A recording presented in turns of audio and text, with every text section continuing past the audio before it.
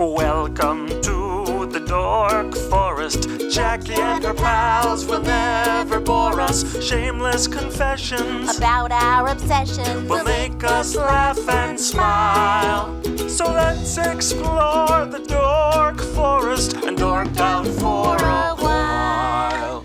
Hi, Rangers. It's me, Jackie Cation. Welcome to the Dork Forest. It's 2024. Let's do this. Here's the credits, of course. Mike Ruekberg sang that song at the beginning, and he wrote that song, and he sang it with Sarah Cohen, his wife, and he will sing the Mexican hat dance at the end of the program. Also, Patrick Brady, still putting this together. Video, audio, all of it. He's amazing. So, and Vilmos doing JackieCationStore.com.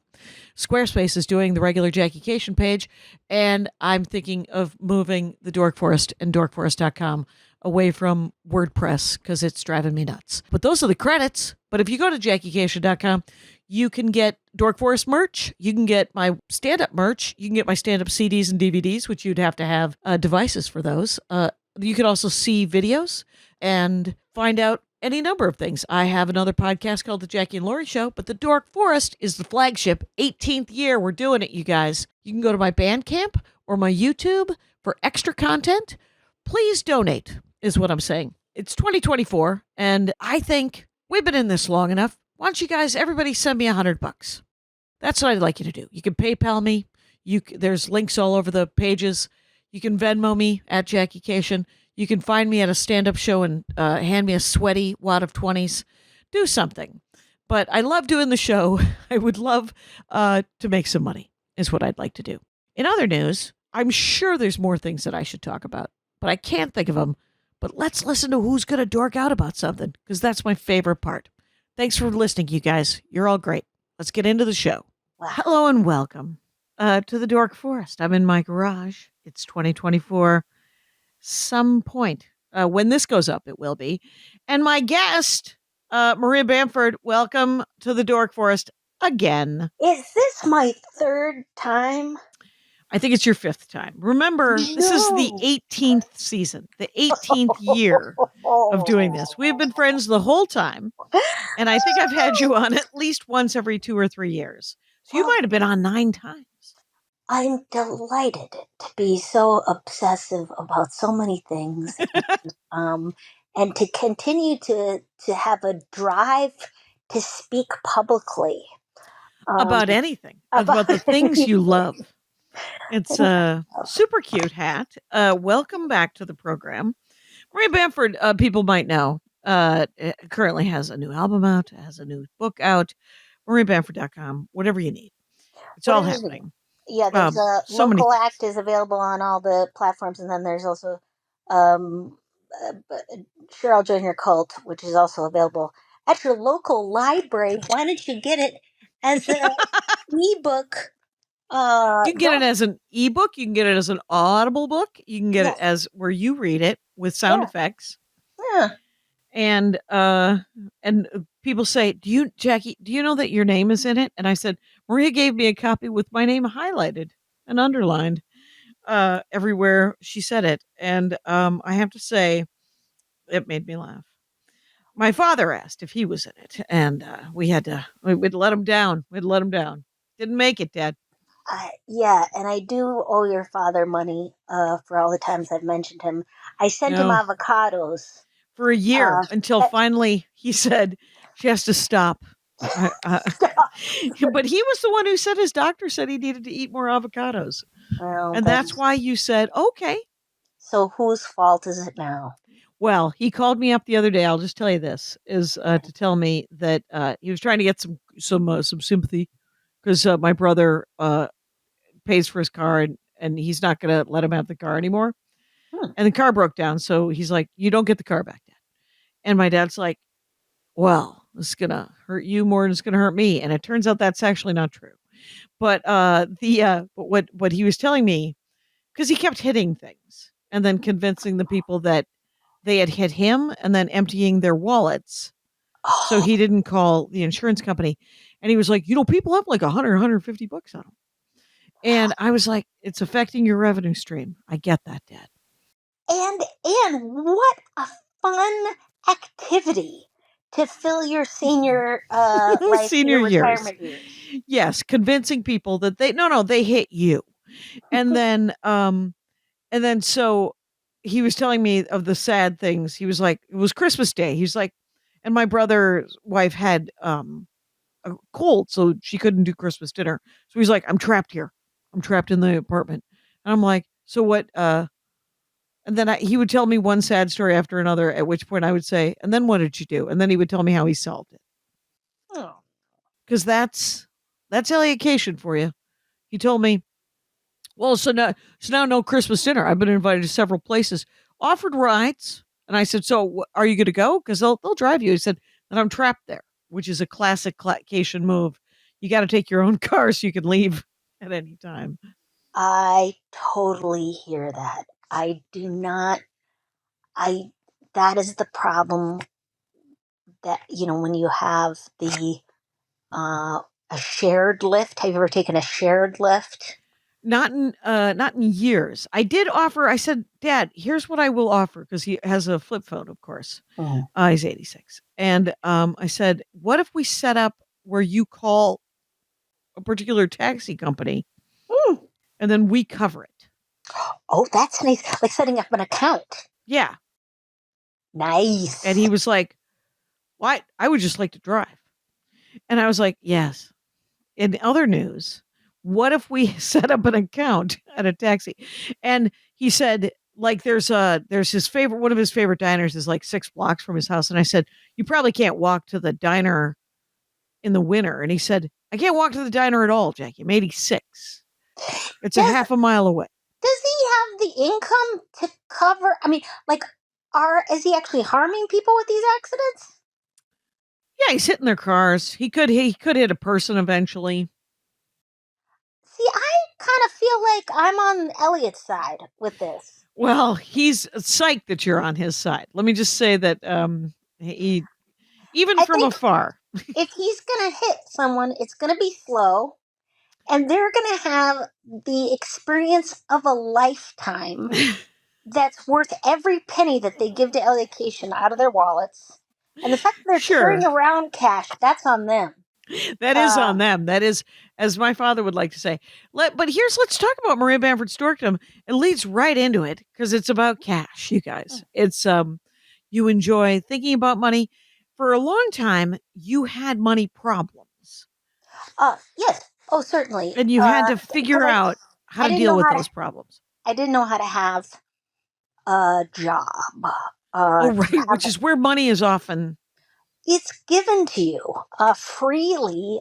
Not often as much as you want it to be, but it's given to you, and it dribbles in little streams. And but it is a source of income often, a job. So I had to go to a 12-step program with Debtors Anonymous, which is my favorite of all times. Yes, I know it's a cult and it's off-putting because of the Christian language, but I don't care because it's free. That's right. There's patriarchal chit chat too that you have to get over all of it. What you got to do is you got to look for the similarities, I'm told. Yeah, which is a cult thing to tell people. Yeah, man, you're just not letting it in.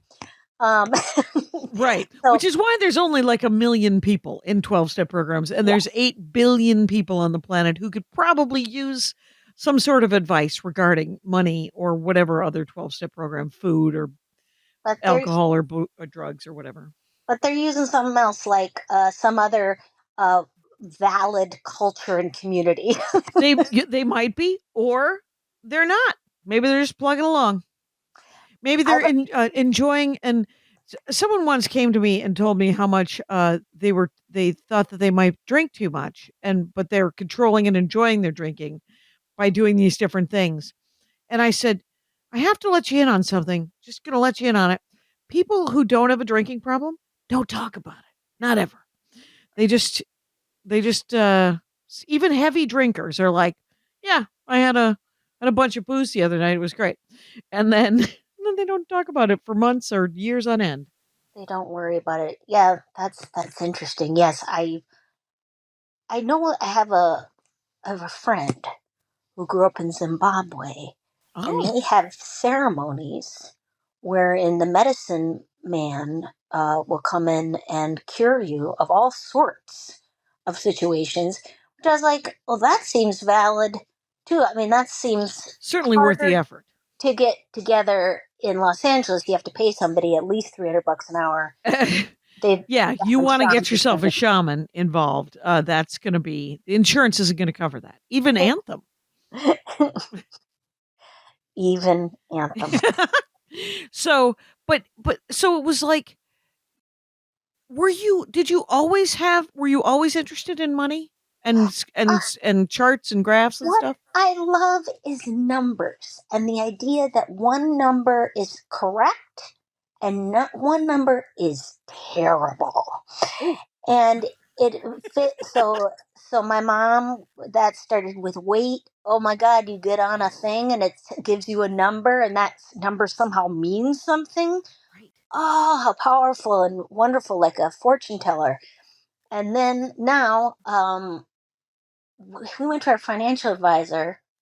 Unbelievable. My dad passed away, Right. and he was a what? White man of privilege, so big Straight white guy. influx of Right. cash. Um, our financial advisor, she said, "Well, maybe now you can retire at 65." I was like, "What are you talking? Who else are you talking to?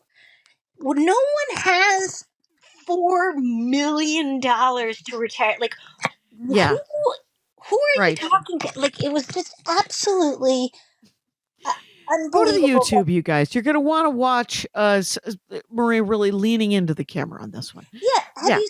Because that's what they'll say is to say you do your retirement calculator. And you Right. go, oh, how much do you need age of 65 to live at the same level you've been living?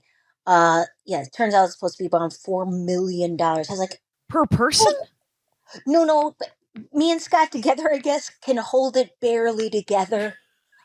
If My we, and I was God. like, what? What do you think will be happening Well, when and you're 65? Yeah. the great thing about Debtors Anonymous is it's filled with people having a delightful time living off the dregs of their social security. Basically going to the dollar store, going, seeing it as a treasure chest. Like You it's just all, described my father's retirement. yeah, it's He has all no about. money. Yeah. It's about abundance consciousness and experience, like appreciating what you have, because yeah, it never is enough. Yes. Especially if you live in a giant city in anywhere in the world. A The places major where Debtors Anonymous exists is where Paris, Los Angeles, New York, Johannesburg, London. London, Beijing, I wonder. Here's the thing. Russ Cation and my sister Darla has quoted, my sister is a financial advisor and my brother Russ is an econ professor. And Darla will occasionally quote Russ and she'll say, it's always irritating to quote Russ because of, I don't want him to be right, but he's entirely right in the fact that however much money you have when you retire is enough money Yes. because that's all the money you've got and you'll figure out how to live with it. I'm retiring in the middle of this. Oh, I'm out of retirement. I'm back in. I'm out. I'm in. I'm out. Oh, My I'm brother back Phil in. retired like 7 months ago and he just started working again. I have a theory about retirement is that everyone who's worked like 40 years, when they turn 65, they're like, I need to retire. What they really need to do is to not go to work for like 6 or 8 months and then go, I didn't mind that job or find a different job. They don't really need to retire. They just need to lie down and rest. Yeah, take a beat. Go. I've always thought about horseback riding as a thing. I wonder if it's really fun. Right. And then for 6 months, my brother fished and he fished almost as much as he wanted before. And so when he retired, he fished all that he wanted. And now he's like, well, maybe I'll sell printing for some more years. Yeah, because you don't want to. I mean, when I think about retiring, I go, um, I want to own a used bookstore, which is also somehow a comedy space, record store, and Oh, counseling center. coffee shop. Please. Coffee shop. At a coffee shop? I don't want to serve coffee, Jackie. I got do. a shaky hand. Got a shaky hand. Well, you could. Oh, yeah. I want a bookstore that's also a coffee shop. Yeah. Actually, I just want a coffee shop where there's one shelf where I can just put like 3 books that I'd like to recommend. Well, that's your retirement dream. Okay. I Different support retirement you dream. completely. I I just basically want a community space where it's free to hang out. Anybody can hang out. But what I know that means in reality is that is a lot of people with mental health issues, of all just playing through. stripes, Okay. coming in, including myself. Right. So, am I really down for that? Not sure. Would there be could I suggest a small desk that had some sort of like an information desk where there would be an opportunity to hook somebody up with some sort of care, or even, as you like to say, a breakout Zoom room? A breakout Zoom. Yeah. Oh, yeah. I mean, If it's going to be a community, I mean, essentially, you're talking about a community center. A community center, yeah. And the thing is that I just get so scared because it's this thing that scares me about everything, which is actual intimacy with the reality of doing something. Oh, You right. find out what it is, and then you go, "Oh, well, that's scary." Like I Do you yeah. think? So Do you think Jimmy Carter, when he started Habitat for Humanity, thought to himself, "Well, am I going to have to be there all the time to help these people build these houses?" Because I think he delegated. Delegating, but that also means the people you delegate to, then they call you up all the time and go, "Well, what should I do now?" Fair enough. Anyway, yeah, I think what I'm gonna do. This is what I'm doing right now. Is well, number one, I'm taking 2 months off. Right. Of the year, so I take my 2 months off, and it's basically I retired, and then I come out of retirement. Yeah, And, it's a taste of retirement right there. It's the resting months. I like it. I think it's smart. Sweet taste of retirement, and but I like the idea. I love numbers in that it kind of like it just kind of also paints a picture, and it's kind of like a scrapbook of like all the things that you did in the year, of like people that you hung out with and experiences that you had, and when you do a chart or a list or something and you see all the numbers, you either have a balance sheet or you have the profit and loss statement, Jackie.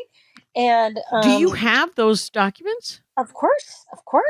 That's a DA thing, I suppose, huh? Well, or is it just a good human thing? It's a business thing. It's QuickBooks. But I should take a class. I don't know how to use QuickBooks. Oh my God, you'd love it. I mean, I don't know. I'm not going to guarantee that, but I like him. I don't totally know what's going on. Like went to the Small Business Administration probably about a year and a half ago, and I said, "Is my business profitable?" to this man in his 40s who was volunteering there, and he was like, "I think so." I showed him my documents, and he was like, and I was like, "Okay," and then he didn't seem to know either, and then I just thought, well, okay. I assume we're paying the bills, so it's okay. Well, and that's a question, right? Is it like you could define affluence at this point in human history as living indoors, having enough food, having a way of transportation, this type of thing. That could be, considered affluent. Stability, totally. And but $4 million should be enough for retirement. I mean, but is it? Some people have weird needs. I have a friend, or not weird. They just have specific desires. I have a friend who is unhoused, and they are experiencing life as they are experiencing it, and we offered to get them a place in a less popular place in Los Angeles, which is known as Glendale. Right, And then like she didn't. They didn't want they wanted to live in a West certain LA. neighborhood, right? Like, Yeah, West LA. And I said, yeah, me too. But right. I can't, so I don't know what to do about that. And, if you're going to give something, you got to give it without any restrictions or any expectations or judgment. Right, right, Sometimes so it's like, uh, we paid for a month, I think 2 months at a place. And then I said, oh man, I'm going to tell you about this, the person's going to hate me for telling her yeah, about this because it's unpleasant, but the place we we give 11% of our income to the downtown women's center, right, which is imperfect. It is. yes, I If somebody said to me, Maria, you've lost everything, and tonight you've got to take your black garbage bag full of underwear and go down to the downtown women's center, and they're not going to have room for you, right, so you're going to be sleeping on this outside in downtown yeah, LA and then going inside during the day. I'd be like, that sounds horrifying. yeah. So yeah, everybody's right. Everybody's right, but you're to some extent when you talk about money, you don't necessarily you want to share it, right? I mean, Yes, want to share it, but then also like you go, okay, when it gets to, I want to give it in a way where it's like sharing it, and it's not like, oh my god, yeah, go buy drugs, do whatever you need to do. I don't care. I love you. Go with yeah, God, etc. right. If Strings attached. You can't. Yeah, if I'm giving something with going, but I I, want you to make you sure. have to buy this handbag. No. Yes, yeah, yeah. Then that's awful too. And I have been somebody who's like when well, my parents cut me off financially, thank God, at a very late date of 25. So good job. uh, But like I've had people telling me, "Hey, Maria, you're an idiot. Hey, you need help. What are you doing?" And I know that I didn't make the choices. I didn't make choices because someone told me I was doing it wrong. oh, right, right. You So, couldn't do it till you. What made you? What do you think made you figure out that it was? well, I don't know. Well, Like, I what don't did know you if hit a wall or no? I don't even know if it was wrong how I was living. You know what I'm saying? I think part of it is we live in a capitalist society that is very not community oriented. It's very, uh, yeah, it's not like other countries run in a completely different way. Australia, if you're Right. unemployed, you are fully supported by the government. You can live a good life, you can own property and be completely unemployed. Okay. Um, that is delightful. Um, so yeah, when I moved to LA, I don't know, but I don't know if it was. I don't want to put a judgment on like I was. Oh, I really had a come to Jesus moment, or like I should have known something. It was just Did they make you? But you? Nobody made you go to Debtors Anonymous or anything, no. right? Oh no, no, no. Yeah, it was like it just seemed like I couldn't pay my rent. The landlord accepted sex for rent. That was one of the rumors. I was Right. cockroach infested. I was like, Yeah, that apartment was terrible. yeah. That neighborhood, by the way, is actually quite desirable now. Did you know Oh, that? really? Yes. Koreatown? No. Sounds. I thought it was the one over on Magnolia near the Shim. No, that one was a beautiful one. How dare you say that was a disgusting apartment? That was my first recovery apartment, Oh, Jackie. That was oh, behind it. a gorgeous auto repair shop, and they had, instead of It wasn't- cockroaches, they had giant palmetto bugs, which are solo and they're dignified. I stand by what I said. And so, but what I am sad to hear is that you lived in a place that was somehow less Oh yeah, so conciliatory I than was that. at Wilshire and like Vermont. Okay. Was where I was living before, In and I couldn't. 1996? 1995. Yeah, that wasn't great. What couldn't afford. So, and I couldn't get my meds. I couldn't get all this stuff, and I was just like, okay, well, it's either I had a sponsor in my OA. Uh, Overeaters Anonymous, and because I was in that for about 10 years, and that had been, somewhat helpful. It is also madness. People are just trying to keep it together, but that has a bunch Right. of lunatics in it as well, where it's like, sugar is rat poison. I will die before I eat sugar. That's Cookie The Kookaburras. next episode will be with Kira Sultanovich, who has not had sugar in 15 months. Which I told her that her Dork Forest has to be about sugar, what she eats instead of sugar. Because I want to hear like the good news, right? It's all great. Like, I did it for a couple years, and it's great as long as it doesn't become an obsession that isolates you from other people. And that makes sense. Yeah, so if like you start participating in society because you're like, what are the ingredients in that? Can I talk to the chef at Right. Jack in And the that's right. And that's What? true of anything, right? I mean, I Yeah. suppose craziness. So yeah, I got help from that, and it was free. And so somebody told me about the DA, and it was like a couple blocks met.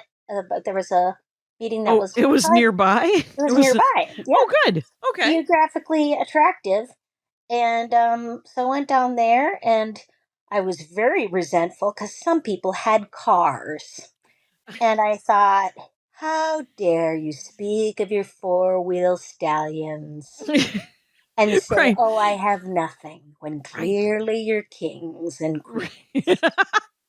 Right. I bet. It's just, it feels like it's got to feel like, because you still go and you have a car. So Oh people God, look yeah. at you. Now I am on the other side of the thing where it's like I got a heap of material possessions, and I've got all the stuff, and then you still get grumpy, and I'm like, wow, I'm sorry to everybody who I thought was like, listen, bitch, stop complaining about your fucking condo because you don't know, like, because one car's in the garage and you have this other car. yeah. I think that is part of the human experience is suffering, and to have compassion for us all. And some people in Debtors Anonymous come in because they're inheritance survivors or lottery winners. They identify as lottery winner survivors. I think that's another thing, because they just got too much money and it sort of drove them nuts, or they lost it all. You can lose all your friendships and family and all that stuff. Oh, it can break. Yes. I had a friend who got a money. I had a friend who got a TV show in her 20s and lost everything. Lost everything. She got married, but it was just like this. It was a chaos creator, because it's not necessarily a solution to anything, especially if you already feel shit about yourself. Right. It just creates a lot of fear, right. That is fascinating, though, is the fact that because too much money can break your life just as much as no money, I suppose. Well, and have you ever been, and I know you have you? at a beautiful Hampton Inn, snugged up, and felt kind of irritated, despite the fact that you are coddled like a little warm egg Yes. in a Hampton Inn, and you have Swedish fish and a Diet Pepsi at the ready, and yet you somehow feel like, isn't there something else? I need a Diet Coke. Why is there just only a Diet Pepsi? Pepsi. And right, and then I have to tell you, I took so with the in-laws, the mom-in-laws, we went to Yellowstone, Mm, and I was in charge of hotels, and I as you know, I love a Hampton Inn, me and too. so one night they were like, we went to several Hampton Inns on the journey, and one night the Andy's moms were like, those Hampton Inns are kind of expensive. There's a really cheap one right here. And I said, well, then let's try it. And they said they also have a free breakfast. And I was like, okay, we'll do whatever you need to do. And it was terrible. Right. And the free breakfast was literally a box of Cheerios and skim milk. And so we went to a diner. And and their bed was not good and it wasn't super clean and the you know there is an accidental tourist inside me that needs a Hampton Inn. But if you go to a lot of Hampton Inns, you can, and during that trip they did, and I have been that person too, where you become a snob about the Mm. free breakfast, where you're like, okay, they don't have any hard boiled eggs. Why wouldn't they? Why wouldn't they? And so the discussion leads to yes, and expectation is kind of everything once you get to a certain income where you want things to sort of be the same. And Well, yeah, and so the way somebody treats you is a reflection of your own self esteem. So it's like, oh, shit, I'm not, I don't get a bottle of water when I check in. Does that mean I'm no I'm good worthless. anymore? Yeah, Um, yeah, like I think that's when people, or I know I get anxious as I like Delta. I didn't travel enough to get whatever the oh, status. I'm not Diamond and Hilton next year. I Uh, don't even think I'm gold. yeah, and then you go, what is it I want from that? All Right, I'm wanting is someone to be more pleasant to me, right. but I think I can fix that by being more pleasant to other people. I think if I really Right, double down on being pleasant to people when I get to hotels and be nice, that everyone will be nice to everybody, and right. Oh, that's a but great idea. it's not. I think the prestige thing. Fake. It's a fake and very tentative kindness because it's all expectation. It's all Yeah, like, oh, you paid top dollar, so we're gonna speak to you in hushed tones right. and use your surname. I will say that somebody was telling me that, oh, I know that they have two prayers, meditations that they do a day. Mm, One is something like, whatever's going to happen today, let me handle it. Let me just accept it mm, and sort of let it be okay. And then at the end of the night, they go, let me be treated tomorrow as I treated everyone today. And I no. was like, oh shit. Do Oh I want no. that? do I do I want that? But it will make you act better. Is if every night you're like, may I be treated tomorrow as I treated everyone today? That's lovely. It's a bit of a commitment. Well, I mean, we both got time. We're both retired. It's Yeah. just like, I mean, I just There's retired 2 seconds. Oh wait, I'm going back to work. right. I've been retired for 2 weeks. I've got another week and a half of retirement, and then I'm coming out of retirement. You guys, I'm going to Denver, and so. But so okay. So when you think about using money, do you think of it as a tool? Do you think of it as a a toy? Do you think of it as how do you? Well, it's definitely it's a survival thing. You go, but it's all emotional. Like I think, obviously, I mean, this is coming from a shit ton of white privilege. Okay. I was raised in a very upper middle class, if not wealthy family. My dad was a doctor. Hmm. Yeah, so I don't know There was what I'm plenty of talking money when about. you were a kid. Plenty of money, and also got a full ride scholarship, not scholarship, but scholarship via my parents, who Yes. said, "You have something, kid," and And it's us. and it's us. And we just like you to leave the house. And yeah, so just that being said, but I know that money totally provides safety, comfort, or in some ways, but then there's some things like your health, relationships, love, uh, community has nothing to do with money. Like people, yeah, like yeah, When you think about money, because you talk about it, because it doesn't, to some extent, it's been so pervasive in your life as far as when it's there and when it's not there and how you have to think about it. It doesn't have, like, it's not that, it's always there and it's necessary, but it doesn't have a lot of power, I don't think. Do you think? well, Over I you? hope, I hope not, but I'm sure it does.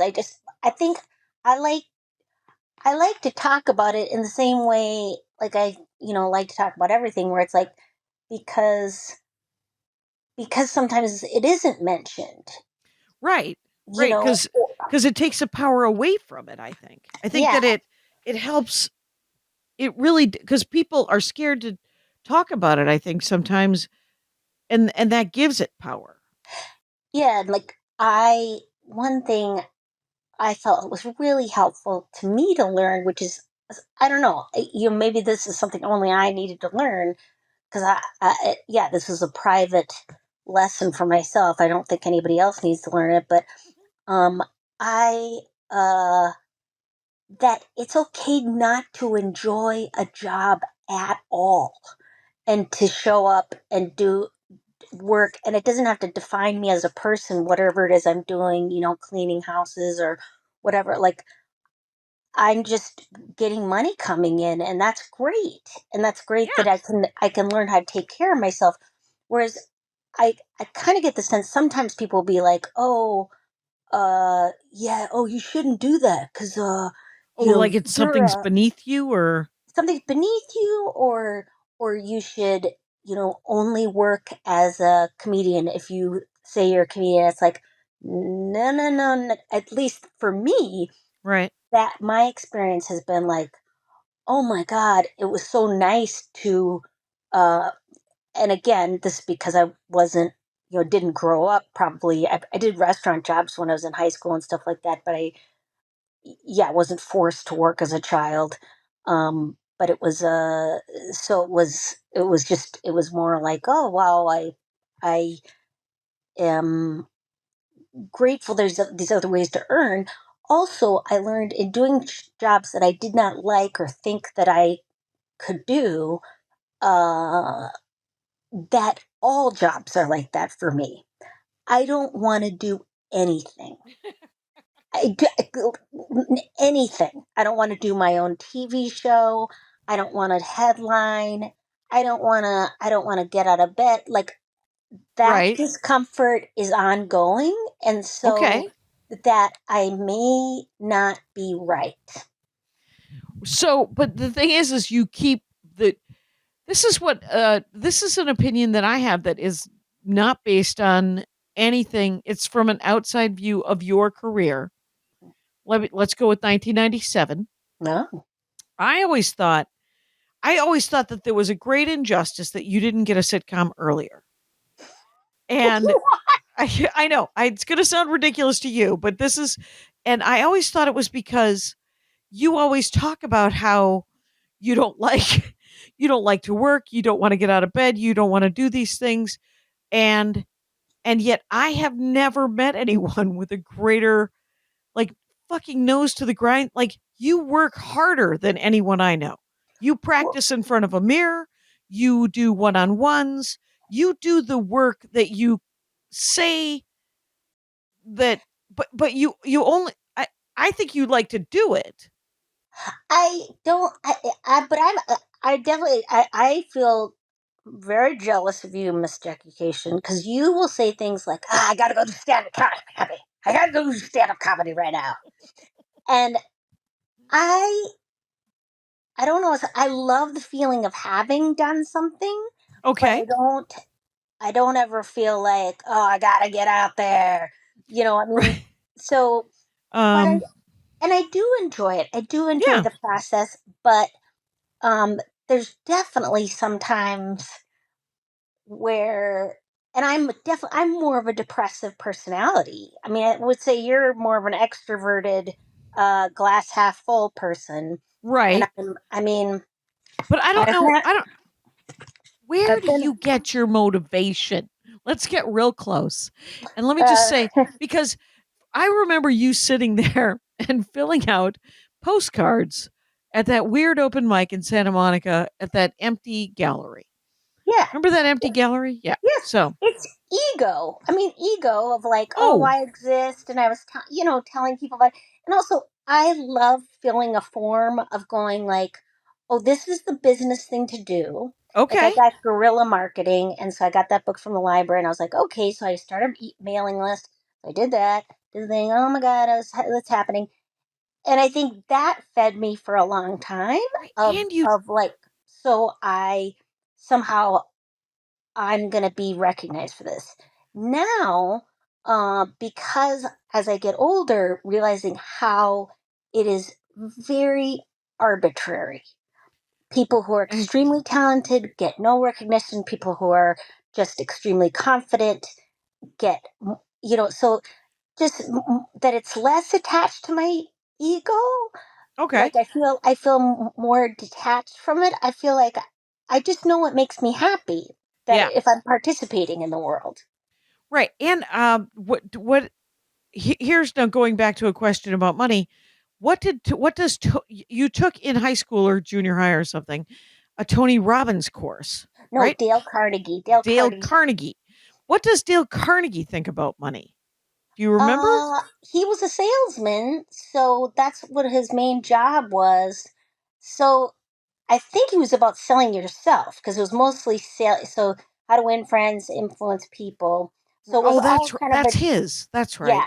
So it was all a job about how to, like American, pull yourself up by your bootstraps, and you learn everybody's names, and you say a smile and find something out about somebody, and the next time you can sell them some windows.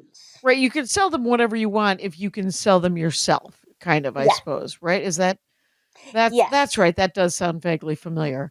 Which So, I mean, I think in some cases they're just at least I don't know. Yeah, and I guess I have I hope I have less ego attachment because it is completely unfair. Like oh, the system or every whatever. 6 months or 10 months, I meet some new. I meet a handful of new comics that I've never heard of, and two or three of them are amazing. And you're like, who are you? Why aren't you famous? And they're like, well, why aren't you famous? And Yeah, so it's, but there is so much talent. There is so much, especially in Los Angeles, where people come. People come, and then they end up, teaching Pilates and are very charming or good looking as they teach Pilates, and or very talented in whatever. I once saw. Did I ever tell you about the time I once saw carolers? And they were the most amazing a cappella singers I had ever seen in real life. And they were in the foyer of a hotel. They were so good. And I was like, you guys are such good. I mean, why? I mean, and they were probably making $100 each, which there's always a way to make $100. did, And did you take a video of them and submit it to America's Got Talent? I should have, but it was, I believe, 2001, and I had a Nokia phone. So, And I've had so many friends who've gone, like, I mean, we've both had friends who've gone through the process of going through, like success, what is quote unquote success, or going towards it, and it being not only uncomfortable, but very different from what you think it's going to be. And if not, harmful. Harrowing. Yeah. I mean, when I think about some of the most successful comics I know, and you see the success can sometimes go to their head, just because of accessibility and the amount of money and power that they're given just by being as popular as they are. And if they come through to the other side, right? Yeah. It's always great. It's always great. Like I remember, and this isn't the biggest example, but it's a perfectly good example. Kyle Kinane became very popular and has always been a great comic.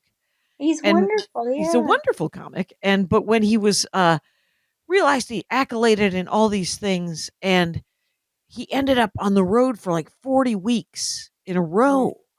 And so when I saw him, he had just had sort of that sort of beaten down road, and he had been partying too much, and it was just, and then he kind of stepped back a little bit and sort of found himself again, you know?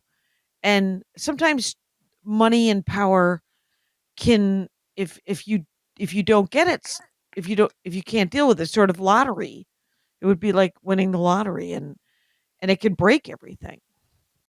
Yeah. Yeah. I would. I mean, I understand when people implode because I just it I could see how it would be um isolating or whatever, but yeah, I I'm It's why all those rappers still hang out with everybody from the hood. right, Um, all the nice people. It's your friendship gang. right. Can I tell you, speaking of numbers, that Andy Yes. is playing? He's already played the free levels.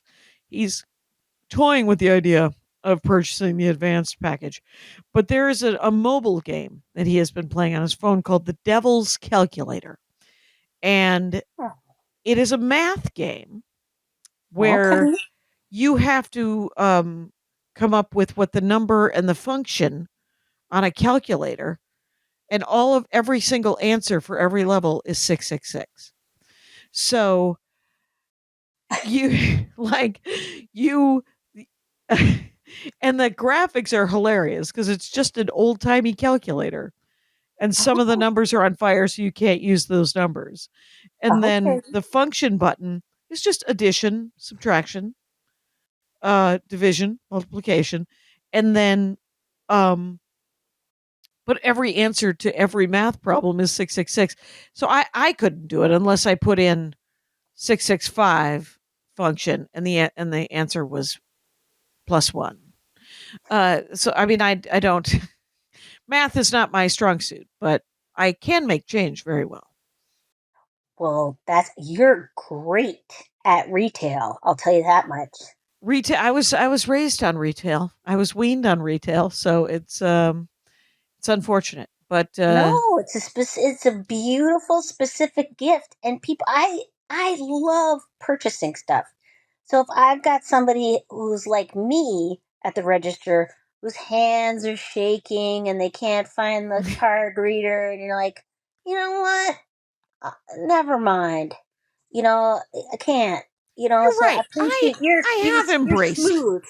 Right, I have embraced. I have to tell you, here's a good story. I worked at a t-shirt shop in the Wisconsin Dells one summer, and I they were all seconds and irregulars, all the t-shirts and sweatshirts and everything. That's why everything was super cheap.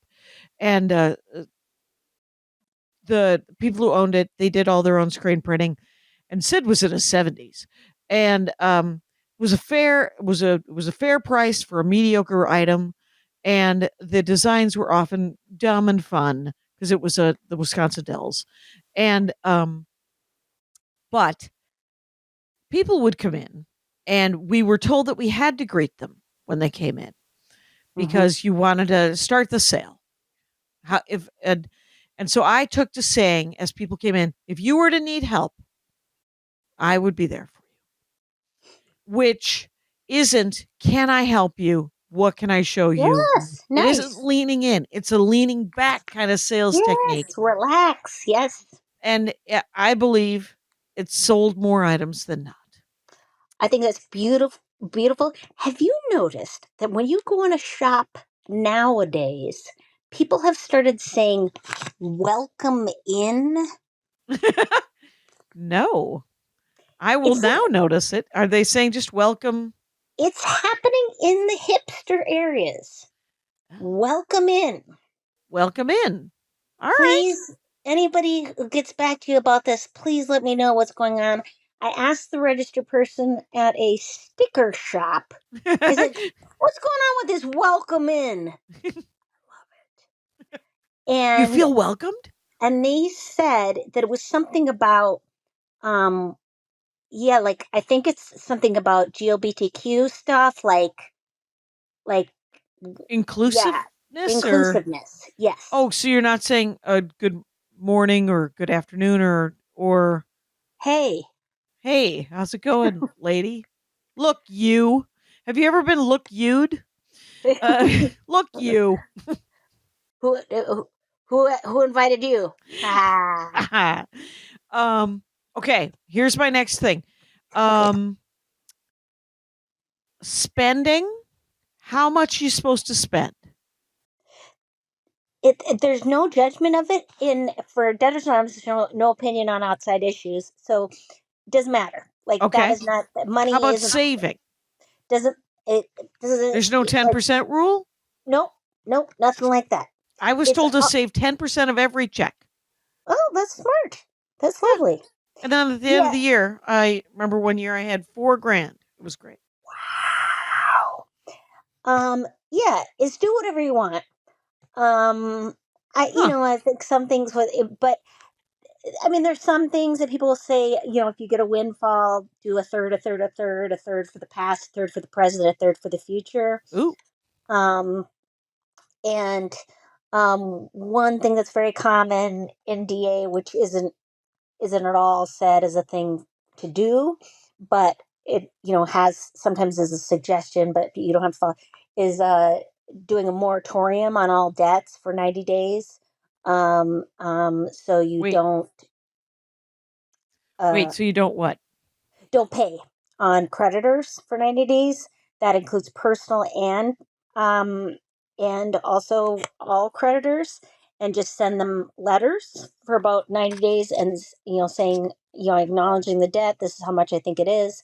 I'm in a program of recovery. Um, I'll Oh, get so back for to you the next. first 3 months, you're just Yeah, supposed to sort of regroup and kind of examine.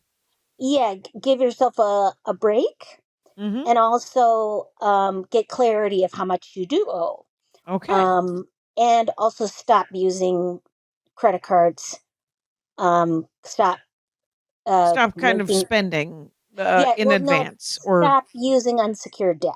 unsecured Um, debt. it's not about not spending, or it's about like usually mostly it's about increasing your earning. Like my Oh, first my first pressure relief group, they're like, uh, I think I was making less than $9,000 a year, and they're like, yeah, you need to get a job. And they're like, okay. write down 100 different things that you know how to do that you could maybe get paid for. And I was like, write about 100 different things, and and so I shared that with them, and they said, uh, you can type, sign up for 5 temp agencies. So I did that, and And got work, right? yeah, got work right away, and yeah, so and everybody has a different experience, Some I was with this one lady who like eh, yeah, I suggested the temp thing. She's like, no, I don't want to do that. And that's shitty money. And I was like, all right. And she went out and got like a sales job. Turns out she's really good at sales. So she does that while doing other artistic things. Because the main thing is just to get so you stop debting, like you stop, and that includes like And they call it start self. earning, kind of. Yeah, you stop self debting as well, and that means like so that you don't and this is my saying it, so I'm just an Okay. individual hobo. But Right. uh No, nobody's telling anyone to do anything. This is all opinion. This is all just oh yeah, something Maria hearsay. likes to think about a lot. Welcome to the Dork Forest with Maria Bamford, by the way. Maria Bamford has a new book called Cheryl Join Your Cult, has a new album, Crowd Work, and then the new special is called what? crowd work as well? No. No, local act. Local act. And it ends with an open mic where several people get to do a 1 minute comedy special. Oh, very cool. Yeah. And you should all know that I have a 9-minute comedy special out where I stare into the ass camera of a Mazda 6 in reverse. And it's called Looking Back. You can go to my website, JackieCation.com, and watch that because it's free. But so Maria, you just like to think about different things that people. What is it? Is it that what they can do with money, what they do with Well, money, or I think it's the pressured speech of thinking that you know what we want to tell people what to do with their lives. okay? It's not. I don't. I just think, oh, this worked for me, so now I want to tell everybody else about it. But it's not. It's only based in one person experience. So Right. There's been a um, poll of one, you I guys. should probably keep it down. So grain of salt, everyone. Because they also a different group would be like Gamblers Anonymous. Mhm. Because I Yeah, talk about like I've never what been. I've never been either. My dad likes to gamble. He's not good at it. He's not bad at it. I do admit. But the thing is whenever I like, because when I see him, I always try to give him a taste of the merch that has his face on it. Seems fair. Yes. And I know as soon as I give it to him, what I'm really doing is helping the Native American community of Milwaukee, Wisconsin. There's a casino called Potawatomi, and he likes it. So, and I don't ever say anything like, once I give him the money, like you said, it's no Mhm. longer my money; it's his money. He gets to do whatever he Mhm. wants with it. He can buy himself a McDonald's gift card and talk people into 59-cent coffees for the rest of his life.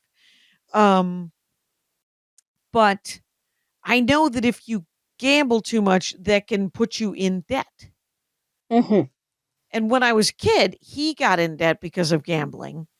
And then the people he was in debt to put him to work it off. Mhm.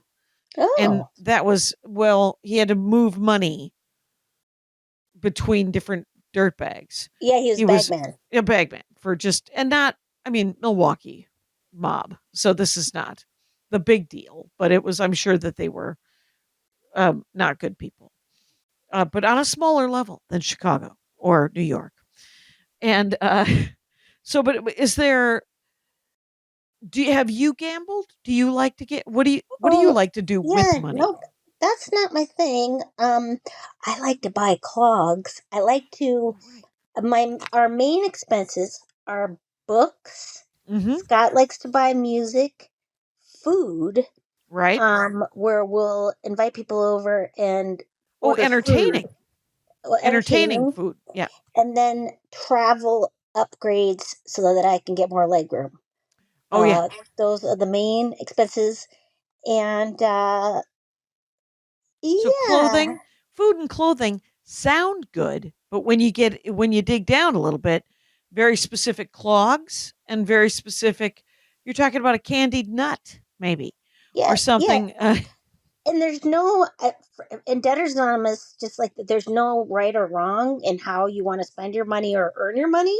Like there No. are people in the sex industry, there's no Well, judgment. this sounds like an amazing group though, because I always thought It's that they'd be great. like, you should save your money, you shouldn't spend Oh your money, you should treat yourself occasionally, but you should no, mostly just be good. not at all. Not at all. Well, Not that's at all. amazing. That's No. amazing. Yeah. My first press relief meeting when I asked it, and I was like, I don't have any money for rent, and I'm freaked out. And they're like, you know what? Treat yourself. Go to Disneyland. And I was, Really? yeah. I mean, it's just is, and I hate Disneyland, so I was like, Right. So you didn't go to you Disneyland. don't know me at all. But yeah, it's all about like, yeah, you're never gonna pay that fucking money back if you're unhappy All and right. miserable. So I paid the money back that I owed. It took me 9 years, but I paid it back. Right. And I had a great time while doing it. I have to say that I had a great deal of debt. And then I did 9 weeks in Australia and I came back with a chunk of change. And I had had 7 years when I hadn't paid anything. I had credit card that had just sort of lapsed. And it had been 7 to 10 years and I hadn't had a credit card in that time. Mm. And so when I came back, I had kind of a chunk of change. And so I called those debt collectors and they were willing to take pennies on the dollar. Yes, So that's it all worked true. out in the end. And so I think it's a great thing to leave it on is the fact that you're going to be miserable. You're not going to pay any bills. And you're That just, is the truth. yeah. And And you'll you're be going to take, miserable while you do it. and if you don't take care of your health, whatever, family, shelter, food, Psychic. you're not going to be able to keep a job to be able to, I mean, all the stuff that in the spending plan for Debtors Anonymous, where you can develop a spending plan if you want. The last category that you're supposed to pay attention to is debt repayment. So just put that in your pipe and smoke it. Yeah. Chase.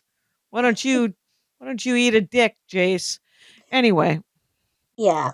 Well, So what's the they top have things? readings about that, about how, you know, the money, property, and prestige of credit card advertising and its effects on us, like just to notice that, because it's some bullshit. Yeah. It's they're definitely playing on a certain nerve. And it Mm-hmm. works. It really does. It does. I looked today at a Hilton ad where I could buy points. And I was like, but then what would happen?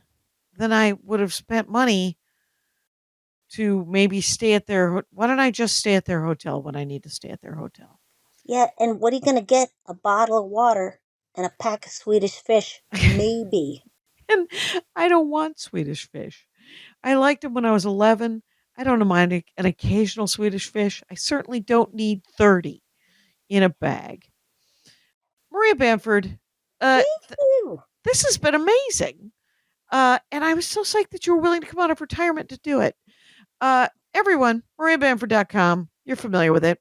I'll be opening for her a couple of times in the upcoming months ahead. So go to either one of our websites and figure it out and get her book. Watch her watch the special.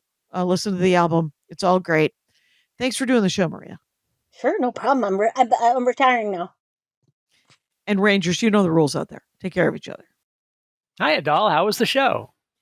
Well, it was, of course, welcome to 2023. It's amazing.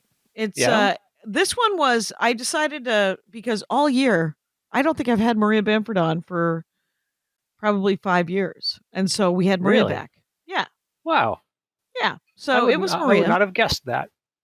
I know, me neither. And by the way, I have not double checked that, so we don't know if that's Fair, so. fair. Andy Ashcraft. Your listeners will double check for you. Maybe they will. Jaggy@jaggygation.com. Knock yourselves out.